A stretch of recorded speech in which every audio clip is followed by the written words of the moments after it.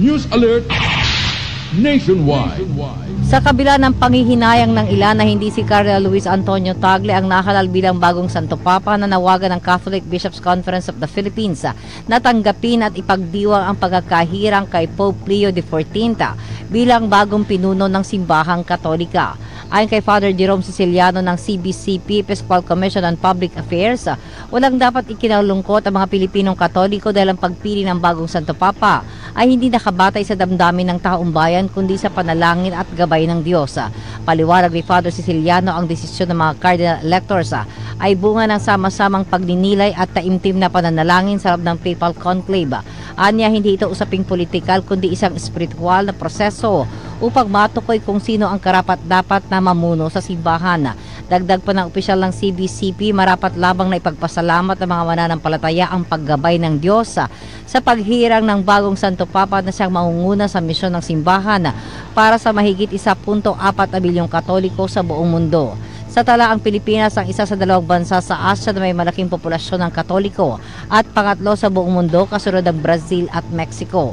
Muling panawagan ni Father Siciliano na ipanalangin ng bawat isa si Pope Leo XIV sa kanyang mahalagang tungkulin bilang bagong pastol ng simbahan.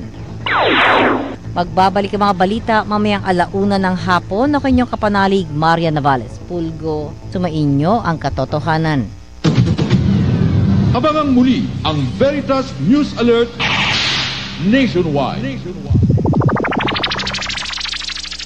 Ang balitang ito ay inihatid sa inyo ng Renalyn. Renalyn, araw-araw.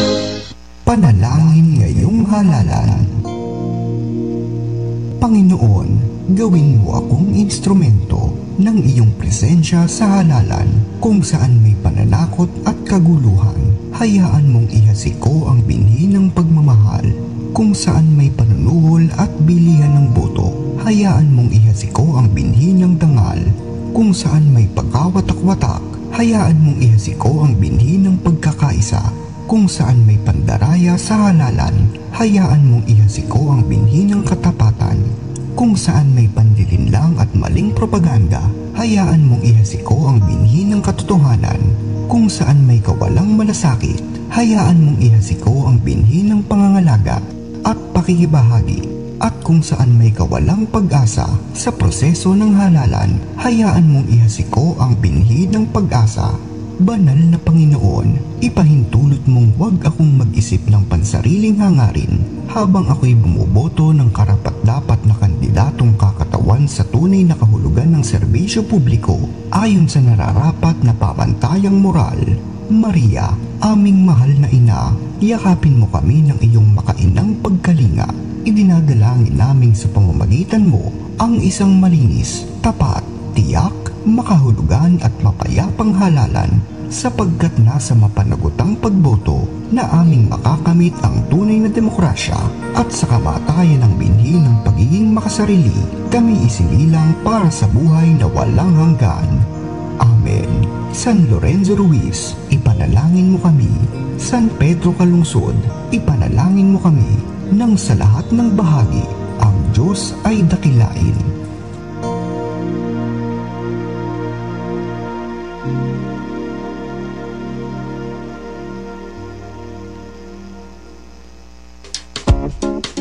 Kapanalig, gawing proud si nanay ngayong Mother's Day 2025. Tayo'y magbalik tanaw sa mga paboritong yugto kasama ang ating mga ilaw ng tahanan. Sa piling ni nanay, Mother's Day Promo 2025. 11 radio texters ang mananalo ngayong linggo, May 11. I-text lamang ang pangalan ng iyong nanay, address at 5 sentences story ng inyong proudest moment kasama ang iyong ina.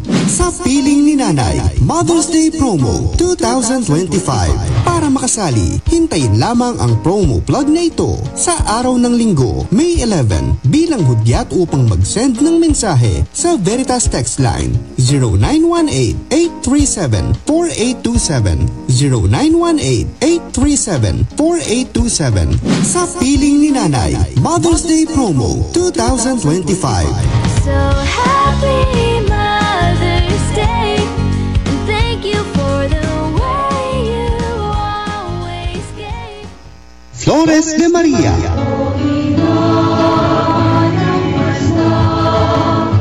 Flores de Maria ay isang debosyon sa mahal na birhen sa buong buwan ng Mayo. Ang pag-aalay ng bulaklak, pagdarasal at pag-awit ng pagpupugay sa Birheng Maria ang itinatampok sa buong buwan ng Mayo, kung saan ang posisyong kaugnay dito ay katatampukan ng imahen ng mahal na birhen. Si Maria ay isang simbolo ng tagsibol ng mga bulaklak ng pag-ibig ng Diyos sa atin. Kaya ngayong Mayo, tayo'y nag-aalay sa kanya ng bulaklak bilang pagpaparangal sa kanya bilang huwaran at masunuri na naging ina ni Kristo.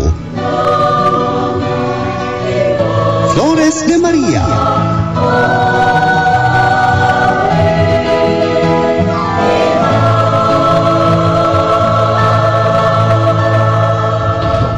Titimbang ng katotohanan sa usapang panlipunan. Veritasan. Magpapayabong sa moralidad ng bawat Pilipino. Veritasan. Magsusulong ng mga doktrina ng simbahan sa sektor ng ekonomiya, politika, kultura at kalikasan. Veritasan. Tuwing Sabado, kasama si Reverend Father Jerome Ceciliano. Veritasan. Veritasan.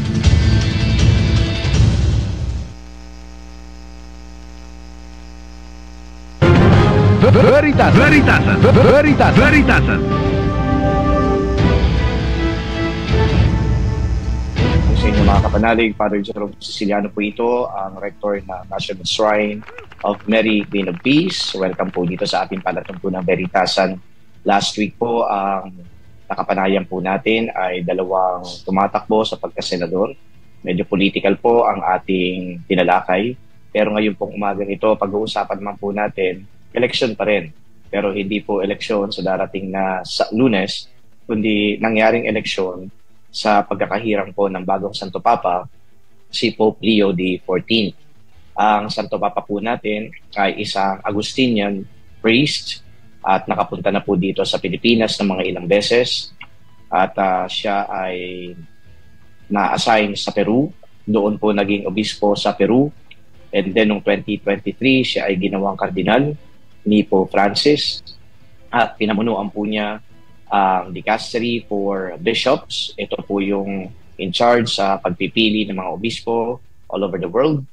At siya po ay nahira nga bilang si Pope Leo XIV. Yun po ang kanyang pangalang pinili in continuation perhaps of the name Leo.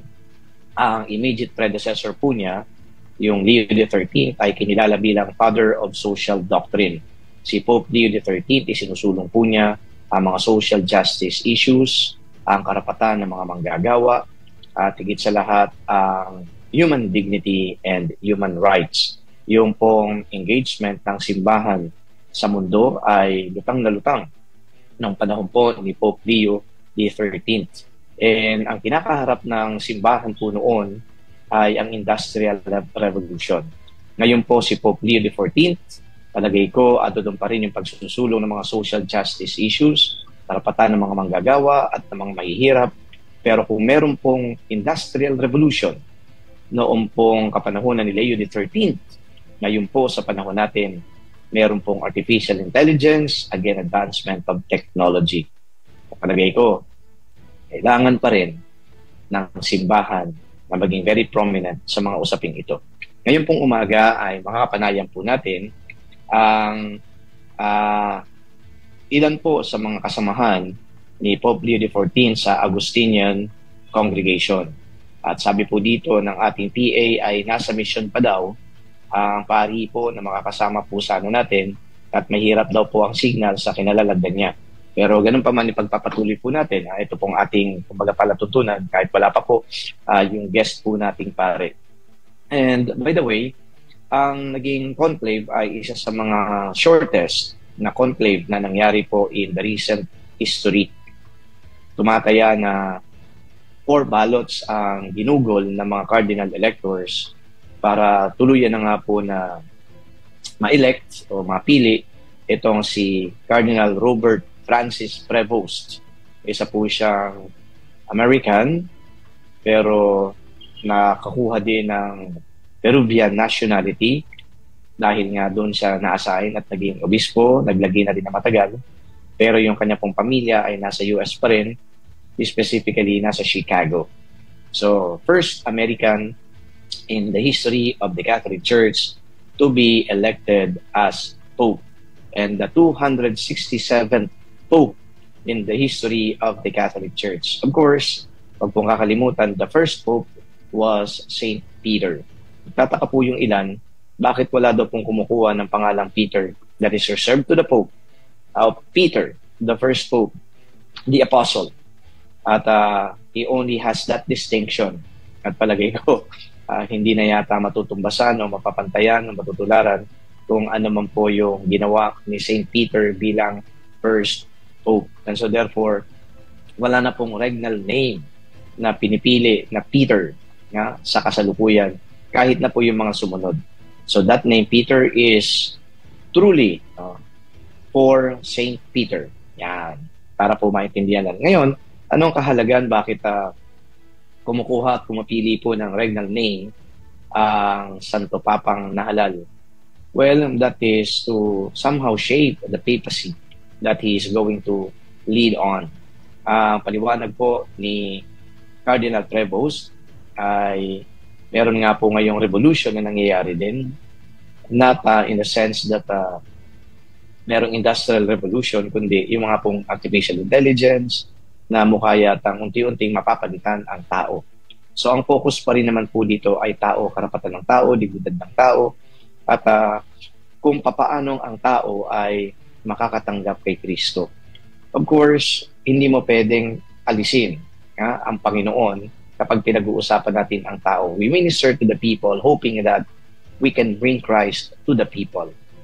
And that is always the mission of the church, bringing Christ to the people. In the secular world that we live in today, I guess it is very important that we bring Christ to the people. Marami na akong nakakalimot, marami nang iniitsapera ang simbahan, ang reliyon, ang pananampalataya, pati na rin si Kristo. So it's high time that the church heightens her mission to bring Christ to the world. Kaya ang simbahan po ay instrumento ng pagbabahagi ng Diyos sa tao. Kung kaya naman kinakailangan natin na magsipag, maging committed, maging dedicated, at i-strengthen yung resolve na sa kabila ng sekularismo na bumabalot ngayon sa ating lipunan, sa buong mundo, there is Christ in the middle of it. Maramdaman, makita, maranasan ng tao ang Panginoong Diyos na nagliligtas. Very challenging ang gawaing ito. Not too many people realize that the church is facing a very difficult challenge. Nag-i-evolve po pananaw ng tao. Ang mga tao po ngayon ay reliant. Maaring hindi na sa pananampalataya, kundi sa napakaraming bagay na di umano ay siyang nagbibigay sa kanila ng galak, kaligayahan at kapayapaan. Only for them to fully realize later on that they are not enough. Nangyari na po niyan, kapanahonan ni Pope Leo XIII. In the age of Industrial Revolution and in the age of modernity, tawag po natin nun modernity. Modern na yung thinking ang thinking ng tao, ang pananaw ng tao, ang paniniwala ng tao. So they veer away from the faith. Okay? That's the concept of modernism. They veer away from the faith. And then, sabi ni Pope Leo XIII, hindi pwede. Kinakailangan natin i-combat yung ganitong tide of taking away faith in our midst. Kaya gumawa din po siya ng isang encyclical, Eterni Patris. Eterni Patris. Okay? The Eternal Father. Ngayon, in-emphasize dito yung pagtuturo ulit ng Thomistic philosophy bilang pundasyon ng pag-aaral sa mga seminaryo. Okay? At hindi lang siguro sa seminaryo, kundi sa iba pang mga learning institutions na pinamumunuan ng simbahan. The faith should still be there. It should not be absent. Kaya yung revival ng Thomistic thought ay nangyari po yan noong panahon ni Pope Leo XIII dahil ginawa nga niya ang isang encyclical na ang pamagat ay Eterni Patris. And I guess, ganun din po ang dapat na gawin ng simbahan. Yung pagbabalik muli sa ating pinanggalingan. At anong pinanggalingan natin? Pananampalataya. You know very well that the church was very prominent in the Middle Ages, in the ancient times. Whatever the church said, people believed. and they really find solace in the church, only for the church to find its irrelevance in the modern thoughts. Parang hindi naman nasasagot ng simbahan kung ano man ang mga problema natin. Walang silbi ang pananampalataya sa mga concerns natin, kaya isang tabi natin yan. Eto na, makabagong pananaw. May maraming nangyayari ngayon na pwede natin pakinabangan, maraming nagagawa, maraming inventions na pwede natin pakinabangan. Dito natin makukuha ang mga kasagutan, modernism. Okay? Pero nagsumikap ang simbahan, dapat ang pananampalataya si Jesus maging relevant pa rin sa buhay natin. And I guess, i-reinforce muli yan ni Pope Leo XIV. So that's the reason why there is a name. Now, going back a little bit, but with the papacy of Pope Francis, yung pangalang Francis ay very telling din in a sense that si Pope Francis ay na-pattern o na-model yung kanyang papacy into the life of Saint Francis of Assisi. Okay? Or from the life, rather, of Saint Francis of Assisi. What does that mean? Si Saint Francis of Assisi ay kinalala po ito bilang isang santo in the medieval age na na-shun talaga niya, no? Yung riches, kayamanan, material things, and he lived in poverty together with his brothers. And then they proclaimed the words without any fanfare. So they lived in simplicity, frugality, or whatever it is, na wala yung mga material things. So Pope Francis patterned his papacy from that lifestyle of Saint Francis of Assisi. Kaya nung panahon ni Pope Francis, diba, may simplicity, may poverty, yung kanyang pamumuhay, kitang-kita mo, very simple. Kaya nga napapansin lagi yan ng publiko na ito lang yung kanyang sapatos, o siya ay sumasakay ng public transportation, o siya nagbibitbit ng kanyang maleta. Yun po yung na-highlight ng papacy ni Pope Francis. Highlighted dito dahil ito nga yung kanyang gustong i-impress sa mga tao. This is the focus, that we live not in excess, that we live not in riches, but we live in the presence of the Lord. More so like Saint Francis of Assisi na namuhay ayon kay Kristo, pagtanggap kay Jesus. Sapat na. Well, to be biblical about it. Pero pong teaching yan, di ba? When the disciples of Jesus were sent to preach the word, ang sabi po dito ni Jesus, huwag kayo magdadala ng lukbutan, okay? Ni money bags or stick or stuff, huwag kayo magdadala niyan. Kasi ang mahalaga dito ay kung paano ninyo dadalhin si Jesus sa mga tao. So the focus is on Christ. Okay? Again, I will emphasize that the focus is on Christ. Siguro doon pa lang sa ganang yun, nire-reflect ko din sa amin bilang mga pare. Focus is on Christ. Sometimes, it is always very, alam mo yun, tempting, to bring ourselves to the people. What does that mean? Yung tipong, yung galing namin, yung angas namin, yung tibay namin, yung kakayanan namin, parang yun na napapansin ng tao. Ang galing-galing niya ni Father Jerome, ang galing-galing niya ni Father Roy, ang galing-galing niya ni Father Anton. Parang yung galing lagi ng pare. Pero hindi po dapat doon sa pari nakatutok. In much the same way, I would say that hindi po dapat nakatutok doon sa suot na sapatos ni Pope Francis, doon sa pagdadala niya ng sarili niyang gamit, siya ay nagpa-public transport. Well, dapat nakatutok kay Jesus because it's so dangerous to be focusing on human agents na katulad namin. And not only is it dangerous to be focusing on human agents na katulad namin, but it's also dangerous for us. Bakit? Kasi baka naman mabilog yung ulo namin, ng feeling namin ay kami na yung magaling, kami na yung tipong parang kakailanganin talaga ng tao. Ako bilang pari ay talagang hindi ako indispensable. Ako ay indispensable. Alam mo yung mga ganong mga pananaw. Very human yan. So I guess it has to be toned down. Okay? So mga kapanalig, ngayon pong umagang ito, we will continue to reflect, okay, on how the church is going to minister to our people, on how Pope Leo XIV is going to chart the direction of the church with regards to his papacy, and maybe get a glimpse of who Pope Leo XIV is from the eyes of his fellow Augustinians. So, meron po tayong text. Galing po ito kay 9116. Tanong ko lang po kung required po bang pumili ng magiging bagong pangalan ang magiging Santo Papa.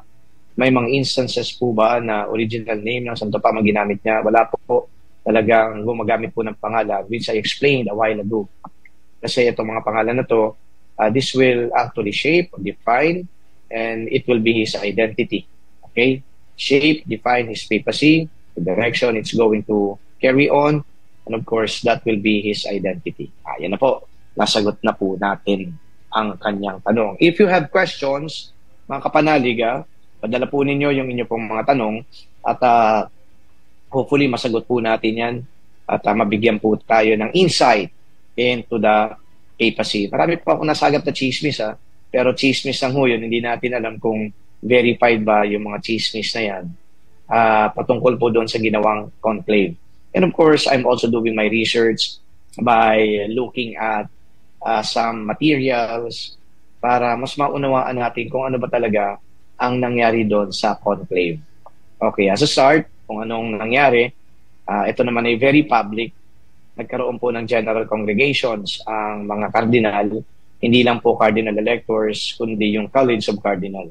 Ang ginagawa po nila sa general congregation ay pagtatalakay po ng mga issue sa simbahan, pag-uunawa ng mga problema at issue sa mundo, at tinitingnan po sa kanilang mga pagpupulong at pagtatalakay, pagpapalitan ng mga puro-puro at pananaw, kung ano ang pwedeng maging sagot ng simbahan sa mga bagay na ito. At yung huli ko po na nabasa, base sa General Congregation Report, ay yung pong ano daw ang kahalagahan ng canon law. Okay? Ngayon, at ito po bang synodality ay magpapatuloy pa. I think there was a general sentiment that ito ay magpapatuloy. Okay? At ano daw ba ang kumbagay mga problema pa nakakaharapin ng simbahan na dapat na tugunan kaagad-agad. Ito na yung mga pastoral priorities. Ngayon po isang insight lang, nung nakita ko yung kahalagahan daw ng canon law, parang sabi ko, baka naghahanap din ito ng foundation. What do I mean by that? Kapag ang simbahan po kasi, lagi tayong compassion, mercy, forgiveness, without judging others, lumalabas dito na, ano to, tatanggapin na lang natin lahat. Yung batas, ito ay isang instrumento na very stable, very objective. Kaya may batas dahil gusto natin na maging maayos, hindi chaotic, orderly ang takbo ng buhay sa isang organization, sa isang institution, sa simbahan, pati na rin sa lipunan. Kapag walang batas, chaotic. So, kung nakapokus sa batas, merong foundation, ika nga, hindi ito shaky. Well, if it is in accord with the law, then we go for it. But if it is against the law, then we have to do something about it. If sanctions are to be meted out, then we have to do it. So, kumbaga, yung kahalagahan ng canon law, nung pinag-usapan nila, very telling din. Maybe, dalawang bagay, they are looking for one who can reinforce the law or enforce the law. Pangalawa, maybe they are looking for an emphasis on the foundation of all these things that we are doing in the church. Ang dami yung foundation, siyempre, andyan yung theology, andyan yung doktrina, pero yung canon law, hindi naman yan ginawa ng simbahan para baliwalain lang. That is another aspect of looking at the foundation. So sabi ko, someone who will enforce the law, who is knowledgeable about the law, who is an expert in the law, okay, and the church having a clean foundation, a strong foundation for her pastoral ministry. Nagkataon po yata na itong si Cardinal Robert Francis Prevost ay isang canon lawyer. Kaya siguro nabaling sa kanya. I do believe that there are so many canon lawyers at that time. Si Cardinal Pietro Parolin is a canon lawyer who is a Secretary of State. There may be so many experts over there who are canon lawyers. So hindi natin pwedeng sabihin na si Cardinal Prevost lang ang may doctorate ng canon law, eksperto sa canon law. But maybe because of his extensive, di ba, na exposure to his apostolate, pastoral priorities, coupled with his expertise in canon law, ando dun yung dalawa na factors. Very pastoral siya bilang obispo, kinilala din siya sa pagmamahal niya sa mga mahihirap, paglilingkod sa mga mahihirap, and by the way, ang Peru at saka yung diocese sa pinaglilingkuran niya ay mahirap din. So, meron yatang pagbabalanse. Meron siyang kaalaman sa canon law, meron pastoral approaches, meron pastoral exposure. I just don't know. Baka ito ang ilan sa mga naging viable reasons for the cardinal electors to choose Cardinal Prevost, who is now Pope Leo XIV. Yan po ay analysis lang. Hindi po yan etched in stone. Okay? Hindi naman po pati magkukwento yung mga cardinal electors ng mga nangyari. But I do believe that yung ganitong mga factors sometimes are considered.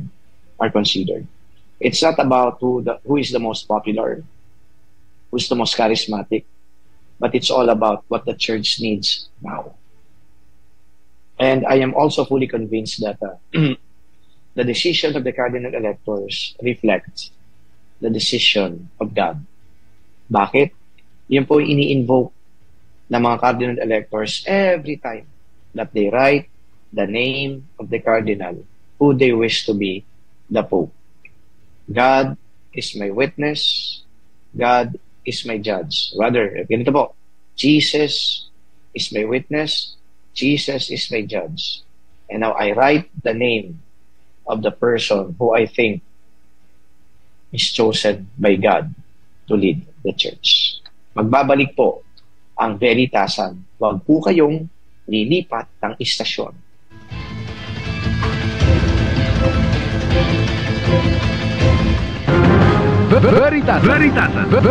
Veritasan. Celebrating 56 years of Catholic Broadcasting this Jubilee year 2025. Pilgrims of Hope, Veritas 846, Kapanani from Mega Manila, Philippines to the World Wide Web through broadcast and social media. Veritas 846, ang radyo ng simbahan.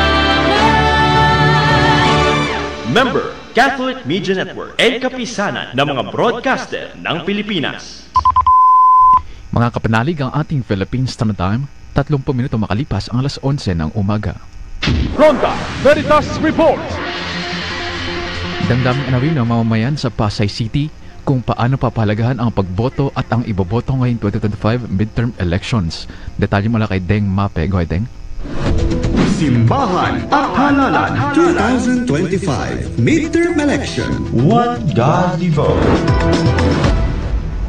Maraming salamat mga kapanalig. Paano nga ba bibigyan ng pagpapahalaga ng mamamayan ang pagboto at ang kanilang iboboto ngayong 2025 midterm election? Kaugnay niyan, narito ang damdaming anawin ng mamamayan dito sa Pasay City. Mahalaga ang bawat boto na gada isang Pilipino. Dahil sa pagboto mo, diyan nakasalalay ang kapalaran ng ating bansa. Dapat pipiliin natin ang mga kandidato na alam natin na mga katulong sa ating bayan. Ang boto natin ay sagrado. Sabi ko nga, nakasalalay. Bayan natin sa iboboto natin. Bilang mamayang Pilipino, karapatan kong bumoto, kaya binibigyan ko ng halaga at oras, panahon para sa tamang kandidato. Siyempre, yung karapat-dapat sa bansa natin ng Pilipinas, hindi yung boto tayo ng boto na walang kwentang tao. Kailangan yung makakatulong sa bansa. Dapat nga, yung pinatatakbon mga kandidato, may mga kategorya ng pinag-aralan, may mga tinapos. Eh yung kung sino-sino lang, diba? Kaya kailangan tayong mga botante, maging matalino tayo para hindi tayo mabudol mga kandidatong walang mga alam. Mga kapanalig, isa sa lagiang paalala ng Simbang Katolika na ang pagboto ang isang bagay na dapat paglaanan ng oras, bigyan ng halaga dahil ito ay obligasyon, responsibilidad at sagradong karapatan na itinakda ng saligang batas sa bawat botante at malayang makakapamili ng naisiluklok at karapat-dapat maglingkod na kung saan nakasalalay ang magandang kinabukasan ng ating bayan. Mula dito sa Pasay City para sa One Godly Vote, Simbahan at Halalan 2025 Midterm Election Coverage. Ako ang inyong kapanalig, Deng Mape, sumainyo ang katotohanan. Simbahan at Halalan 2025 Midterm Election. One Godly Vote. Ronda Veritas Report. Veritasan.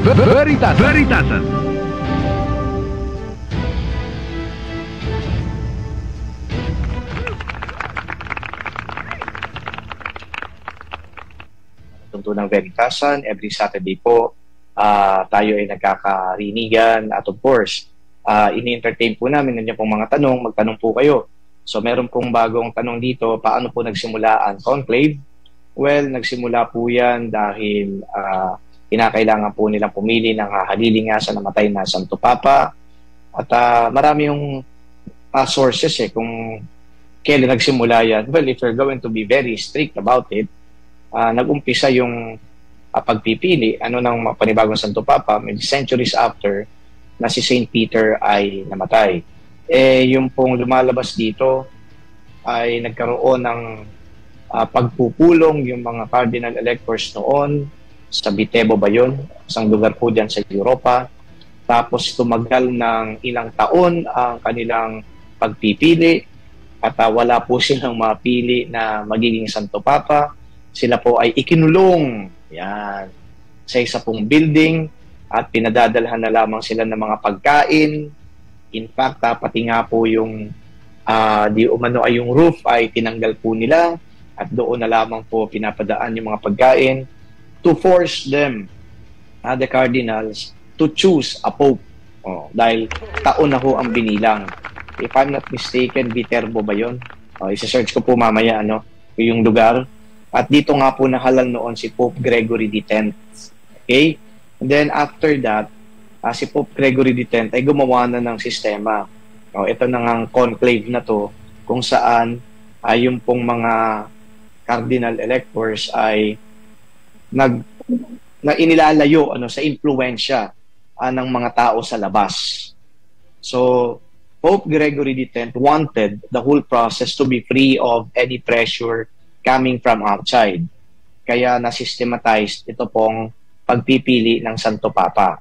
So, yun po ay isa sa mga inilalabas nilang kumbaga ay pinanggalingan nito pong conclave.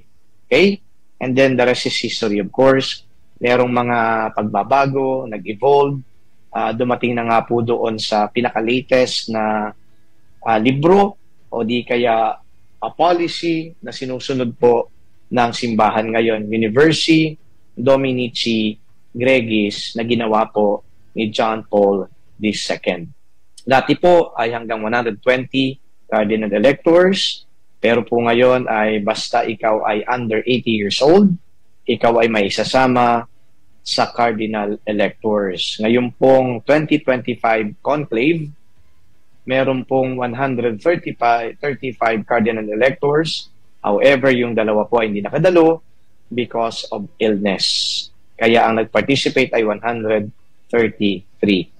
And andito na po sa linya natin si Father Anthony Tone Acupan, OSA. Pura paroko po siya ng Santo Niño de Baseco. Magandang umaga po sa inyo, Father Anthony. Si Father Jerome po ito ng EDSA Shrine. Opo, magandang umaga po. Yan din po sa lahat po naman tagapakinig ng Radio Veritas po. Okay, Father Anthony, ilang taon ka na po ba dyan sa Baseco, sa Santo Niño de Baseco? Ako po ay, technically po ako po ay mag 3 taon na po. Sa 3 taon na po akong misionero po dito sa Baseco as a priest. Pero po, during our time, sa seminaryo po ako since 2005, Ako po naglilingkod na po dito sa Baseco. Okay. Father Anthony, ilang taong ka na bilang pare? Ako po ay 2017, 2007 po ako na-ordain as a priest. Nung tinatanong, magsa 7 years na po. 7 years, 8 years po. Opo. 18 years na pare? Opo. 2007, okay. Opo. Okay, 18 years na po kayong pare. Sa Makatwid, nung pumunta po dito, si Father Prebos noon ay pari na po kayo.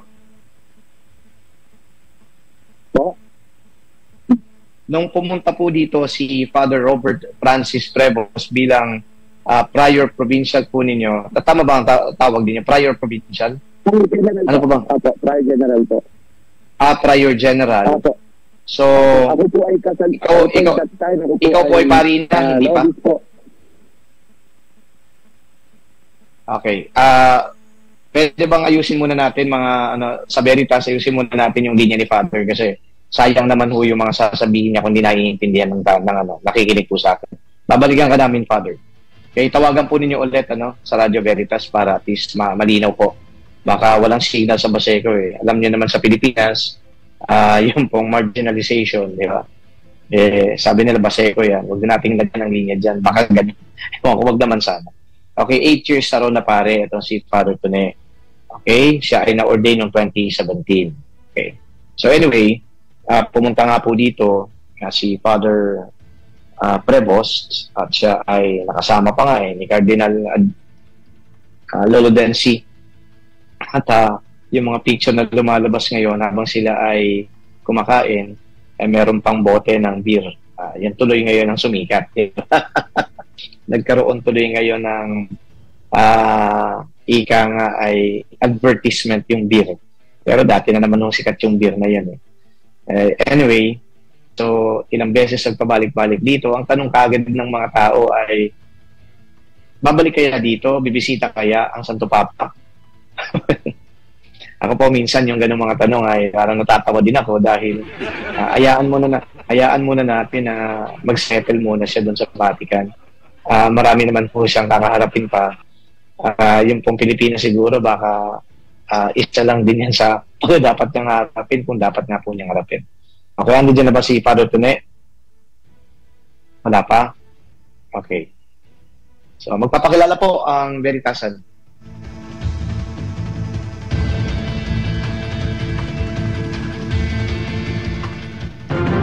Veritasan.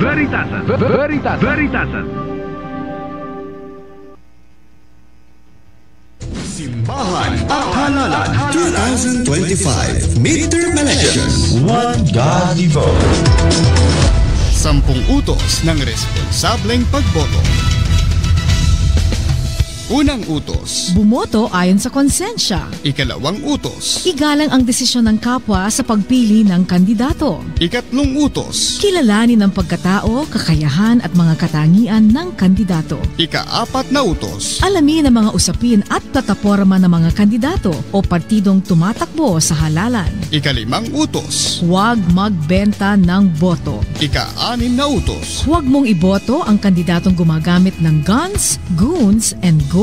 Ikapitong utos. Huwag mong iboto ang kandidatong may record ng graft and corruption. Ikawalong utos. Huwag mong iboto ang kandidato ng dahil sa utang na loob, ganda, popularidad o pakikisama. Ikasyam na utos. Huwag iboto ang immoral na kandidato. Ikasampung utos. Isaalang-alang sa boto ang kapakanan ng bayan.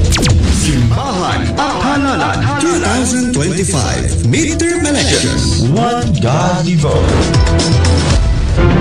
Veritasan.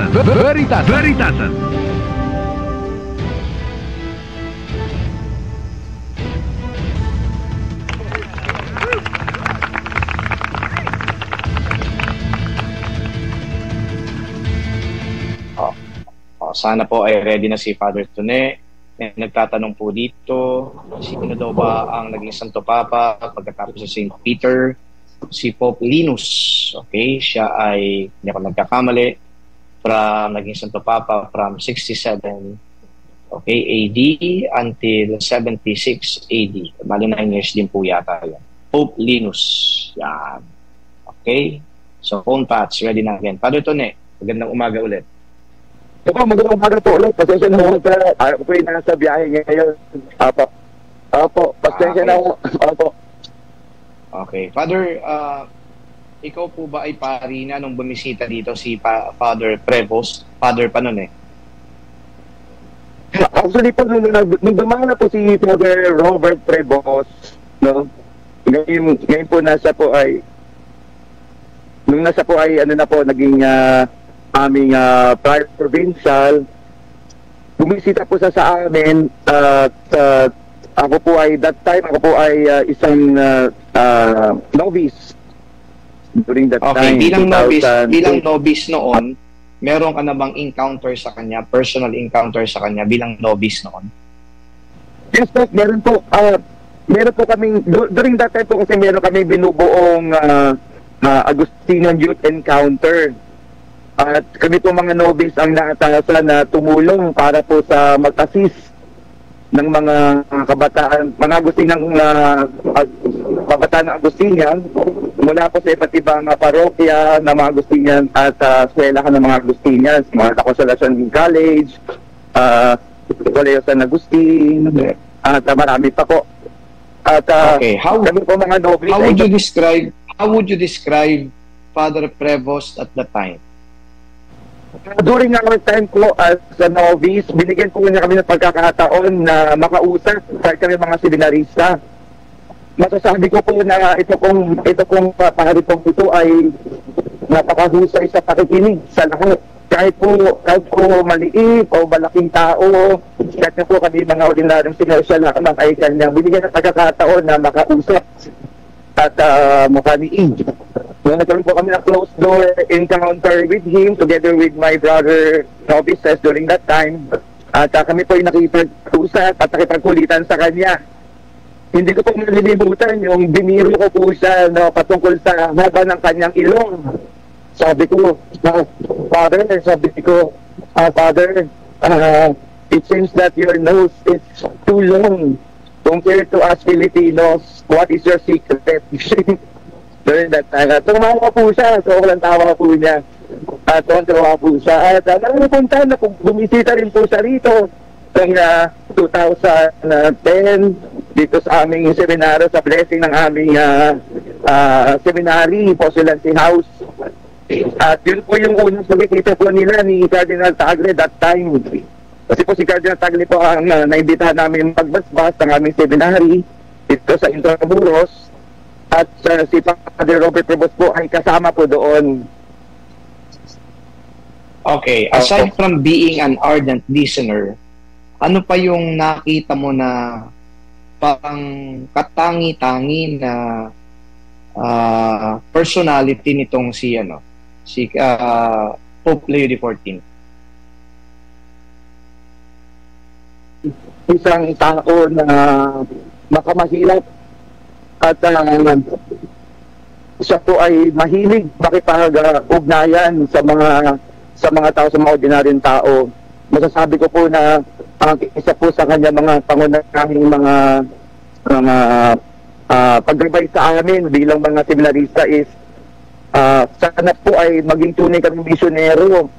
Hindi lang po kami naka-maintain sa aming seminary o sa aming mga komunidad, pero dapat po ay makita sa amin si Kristo. At bilang Agustinian, sabi nga po sa amin, dapat po ay kami mismo yung maramdaman namin ang pag-ibig ng Diyos sa bawat isa sa aming community. At para ito po yung makita ng mga tao, kumbaga kami dapat ang mag-set ng example para sa mga tao patungkol sa unity na kahit iba-iba ang aming pinanggalingan, iba-iba yung aming mga paniniwala patungkol sa mga different issues, dapat po kami ay patuloy pa rin naghahanap ng pagkakaisa. No? Lalo po at ito po ang nais din po ng aming spiritual father ng San Agustin.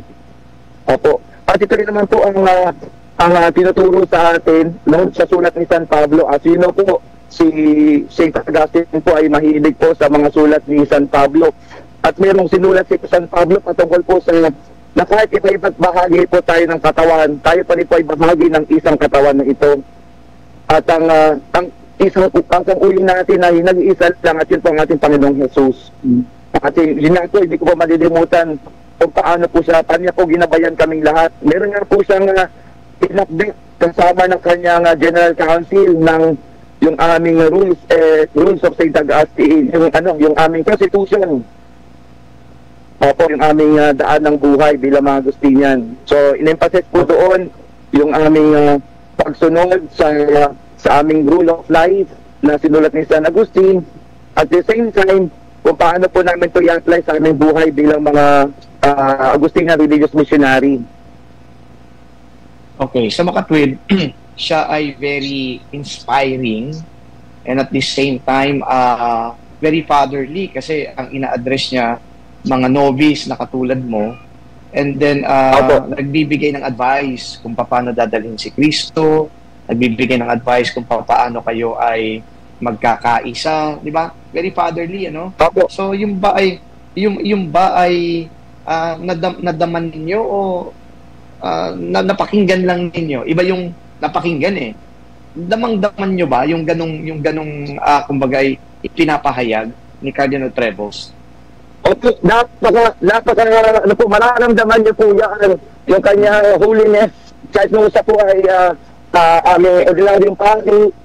So, kahit ibang ko po mararamdaman niyo po yung kanyang pagiging ama po sa aming lahat.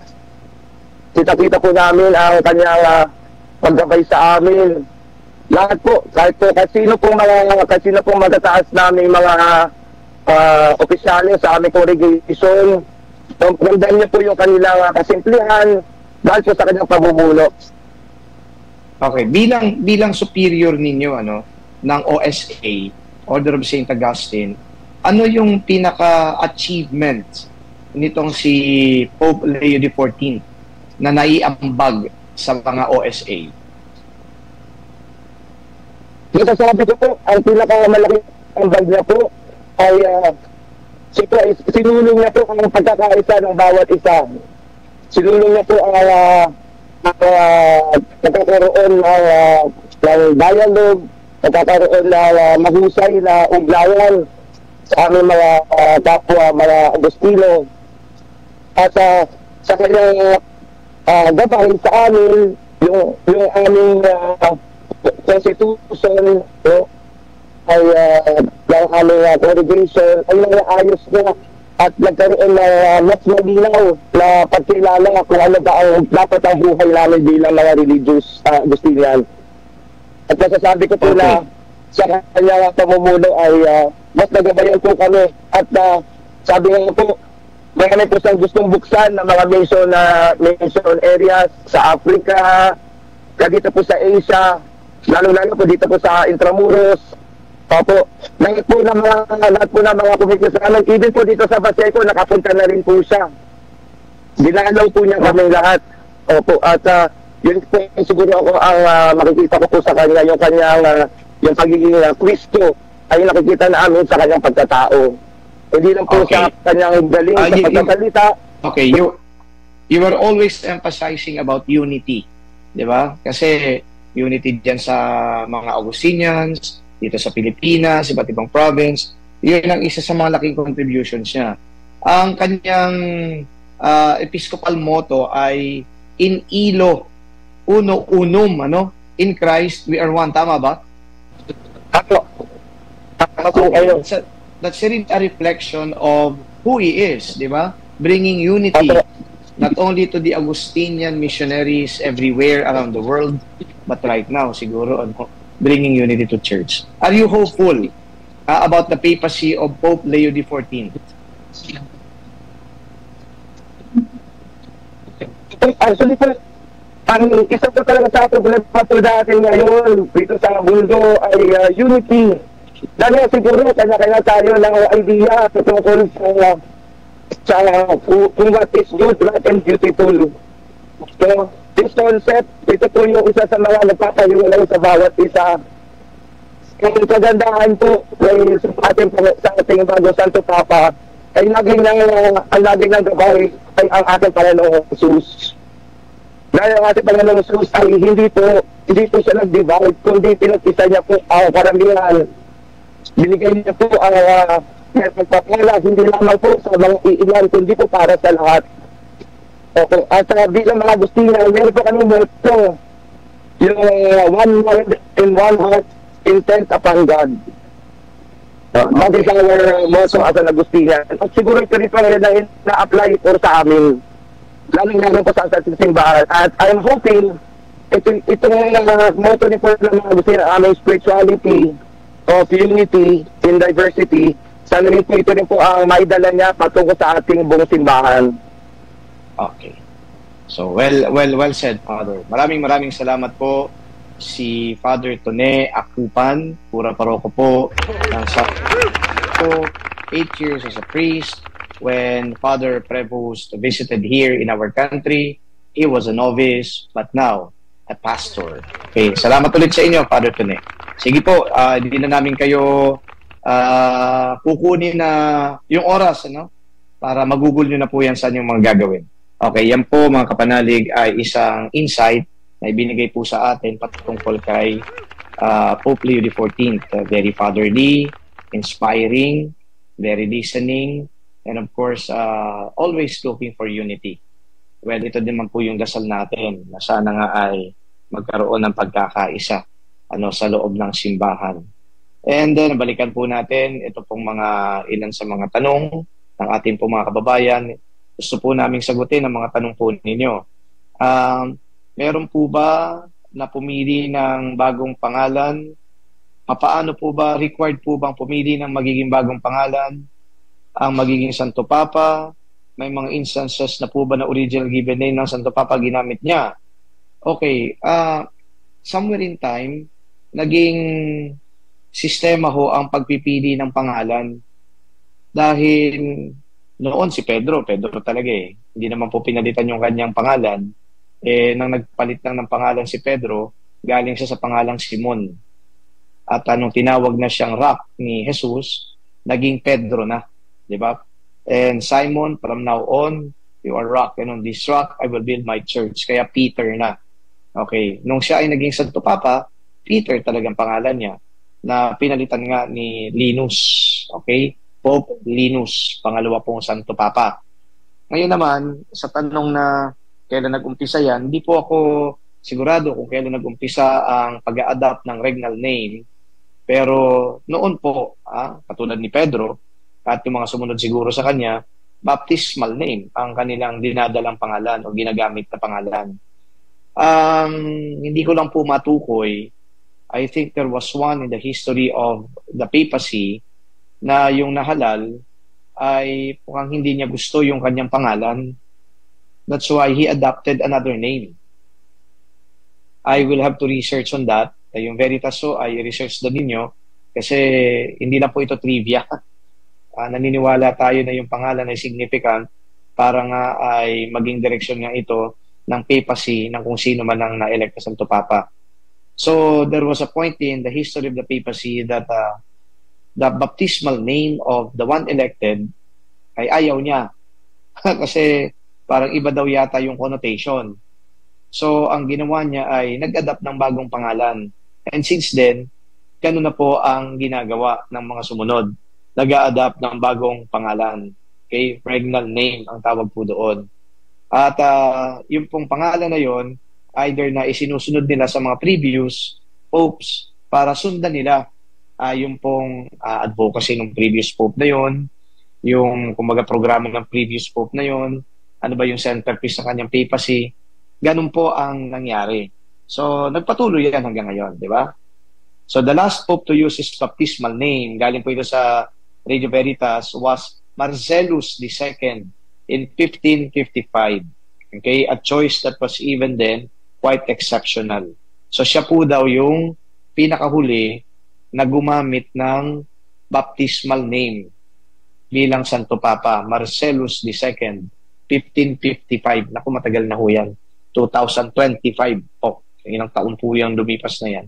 So, mga kapanalig, yung pong mga kababayan po natin, nabalitaan ko na nalungkot, na-disappoint dahil hindi po Pilipinong Santo Papa ang nahirang.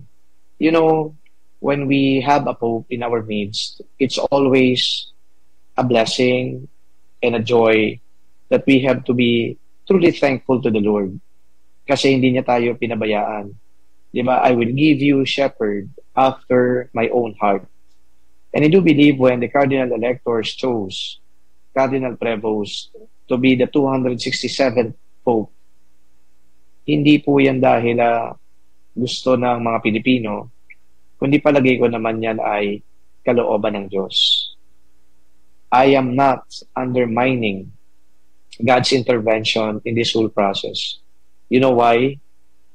The cardinal electors would always pray. When they started a conclave, they started it with a mass for the election of the Pope. When they were processing towards the Sistine Chapel, they were invoking the Litany of the Saints, invoking the prayers of the saints. When they were already inside the Sistine Chapel, they were singing Veni Creator Spiritus, invoking the Holy Spirit to be with them, to inspire, enlighten, and guide them. When they cast their votes, they will again say the prayer, with Christ as my witness and as judge. I am writing the name, blah, blah, blah, as the one whom God wants to be Pope. So, yung pong ganong mga ginawa ng cardinal electors ay pagpapakita na lamang na this is not simply a human choice. It is a choice that reflects the will of the Lord. We have to be thankful. Hindi tayo dapat ma-disappoint, hindi tayo dapat manghinayang. Kung hindi man po nahirang ang isang Pilipinong kardinal para maging Santo Papa, that doesn't diminish his greatness or their greatness. The mere fact that they were chosen to be cardinals, napakalaking bagay na yon, na biyaya din para sa mga Pilipino. And besides, yung pong mga Pilipino, alam niyo, tayo, mukhang hindi pa yata handa sa ganitong estado. Kasi tayo ay medyo may yabang, gagawin natin ito na, alam mo yung pang-broadcast lang, gagawin natin ito na pagpapayabang lang na Santo Papa ay Pilipino, and we have not matured yet in our faith. And besides, ando doon din yung palakasan, ando doon yung bureaucratic red tape, and the nepotism. Hindi po ganun ka-mature pa ang mga Pilipino. So perhaps, time will come that we are going to take it in a more mature manner. Maturing in faith, maturing in Christ, maturing as Christians. So hopefully po, tayo ay maging bukas sa promptings ng Banal na Espiritu at higit sa lahat, mas maging masunurin sa Diyos at sa simbahan. Ang susunod po ay editorial ni Father Anton Silly Pascual. Ang pamagat po ay Functional Literacy Crisis. Ito po si Father Jerome Siciliano. Muli po tayo magkarinigan next Saturday. By the way, that's the third Saturday of the month, and it will be used for the formation of the lay people in the Archdiocese. Fourth Saturday po tayo magkakarinigan muli. Sumainyo ang kapayapaan. God bless. Happy weekend. Magsimba po bukas dahil po ito ay araw ng Linggo. Bye-bye.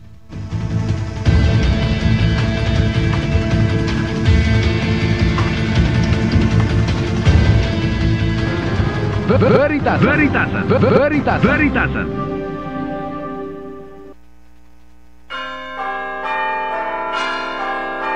Kapanali, rejoice and pray. The Regina Coeli this Easter season.